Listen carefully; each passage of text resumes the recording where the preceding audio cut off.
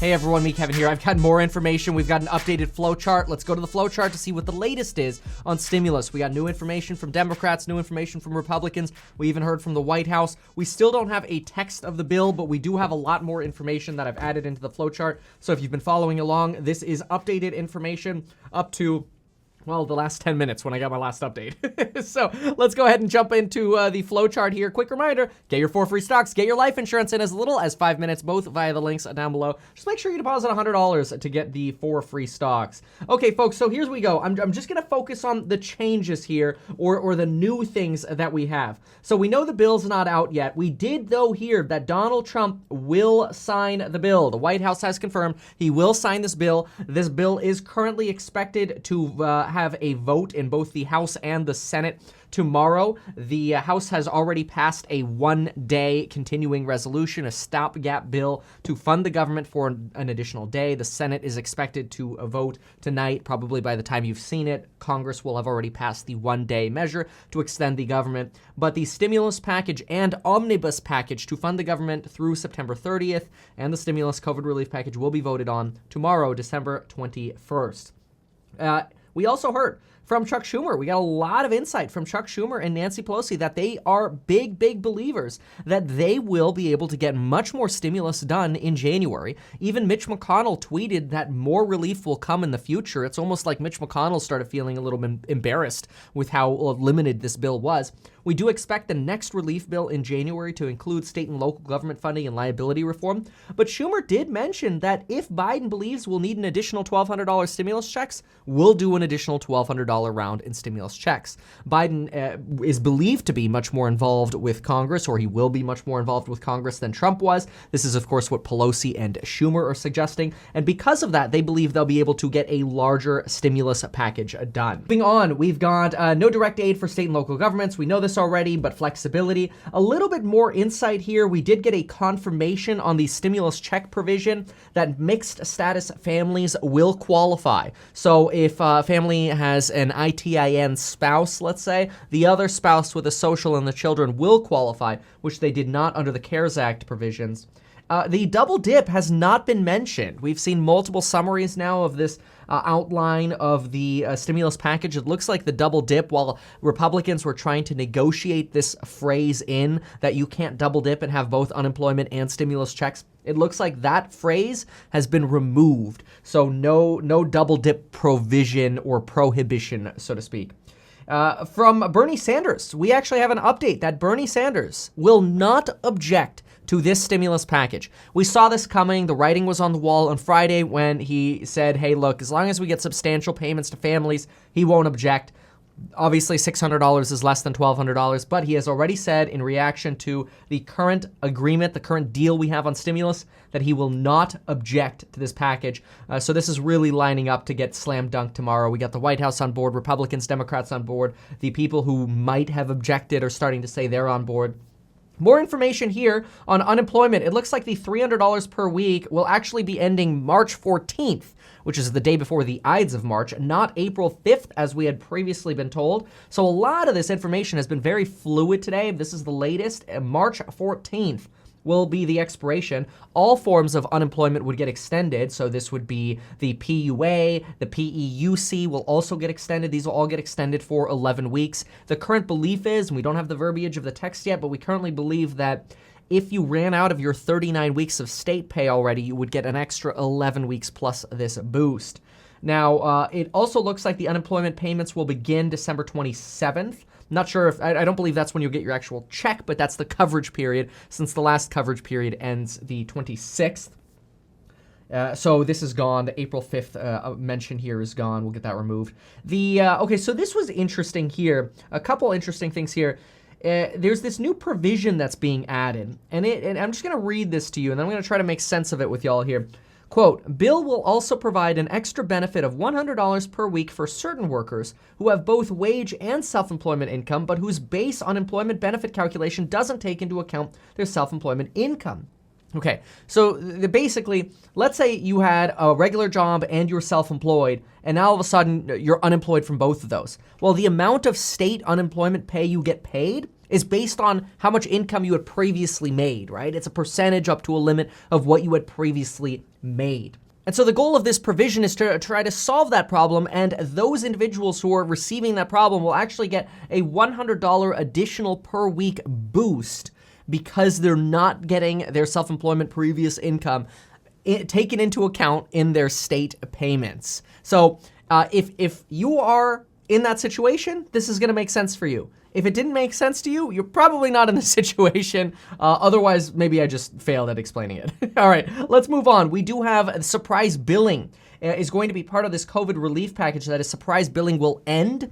That is, let's say you have an emergency, you get picked up by an ambulance, an anesthesiologist comes out, but they're an out-of-network anesthesiologist from your insurance.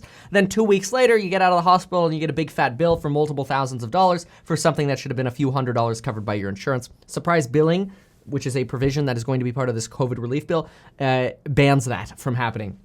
We got more clarity on small business. Unfortunately, the EIDL grants have been cut down to $20 billion.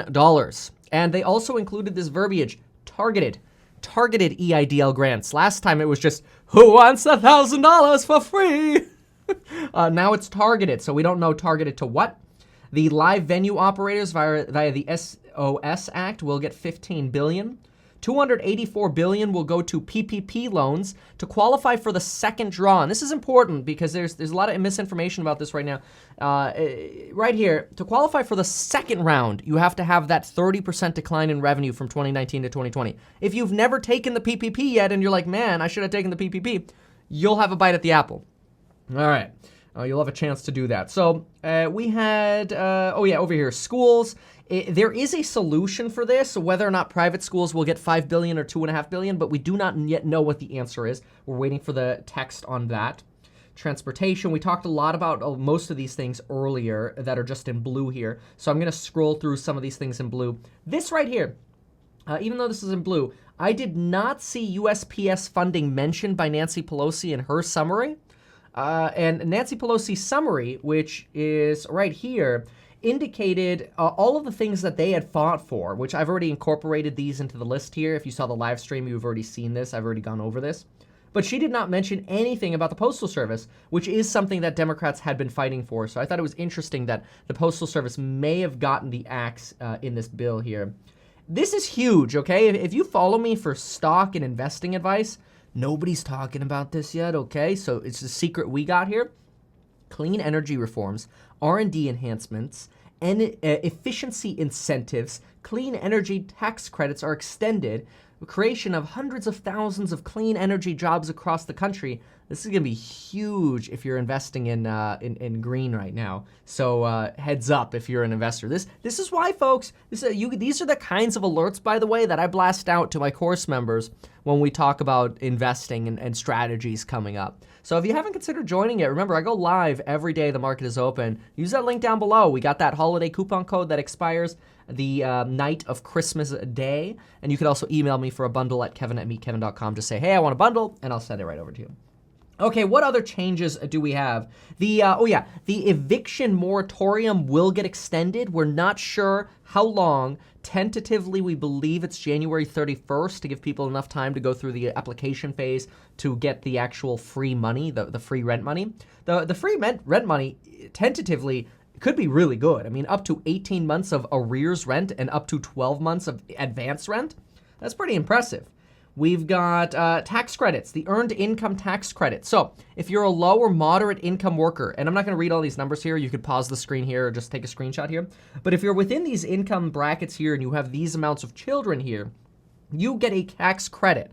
But the problem is, and it's called the earned income tax credit, the problem is you actually have to work to get those tax credits. And let's say your income was substantially lower this year than what it was in 2019.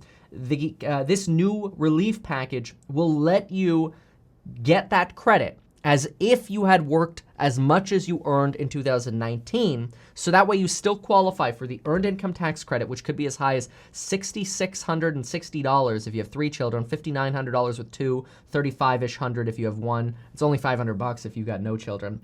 And then also the child tax credits. You have to have income to be able to get tax credits. Well, this bill, apparently, we believe, we don't have the text yet, But this bill apparently will base your eligibility for these credits off your 2019 income. So if you didn't have income in 2020, it looks like you might still be eligible for these credits. On paid leave, we're going to see paid leave come back. We saw that in the CARES Act. It's going to be very similar to the Families First Act that was passed under the CARES Act. We don't know exactly what it's going to be yet, but this is what the Families First Act looked like, which was 2 weeks of paid leave at regular pay if you experience COVID or symptoms of COVID, 2 weeks at 2/3 pay if you're unable to work because you have to care for someone like a child or someone under quarantine, and up to potentially 10 additional weeks of paid leave at 2/3 pay if your school for your children or the child care provider for your children is closed down. We've got some last minute additions here as well. It does look like there's going to be the business meal deduction. Looks like that will be included in this bill. $1.4 billion going to Trump's border wall. The beer, wine, liquor tax cuts are going to get extended for about 5 years. This is not 100% on this, but I believe that's the current status. Work opportunity tax credits are coming. We'll see exactly what that'll entail. And the payback for the payroll tax withdrawal. So remember when Donald Trump kind of did the executive order on the payroll taxes saying, hey, just don't pay your payroll taxes and we'll get that forgiven if I get reelected. Well, obviously we know there is no payroll tax forgiveness. Payroll tax still has to be paid. The period for repaying that, though, has now been extended through December of 2021 instead of April of 2021. So basically kind of think about it as being able to butter out the payback of those payroll taxes a little bit longer through the end of next year. There's also a Pell Grant extension. 500,000 new recipients will be eligible for Pell Grants. 1.5 million students will now get the maximum benefits. We don't yet have all of the details on the Fed lending facilities, what's getting cut, what's not, but we've got a lot of information here, folks. I'm pretty excited. Obviously, it's frustrating that we're just getting these like survival checks, but I'm excited to see that we're finally seeing some progress. Beard 2.0 can get shaved. And, after we get all of this processed and we figure out how to deal with these rental payments and all of the other benefits that are coming, once we get this all cleared, we can start looking at the next package in January. So there we have it. If you found this helpful, consider sharing this. Facebook, Twitter, send it out however you like. Thank you so much for all of your support, folks, and we'll see you in the next video.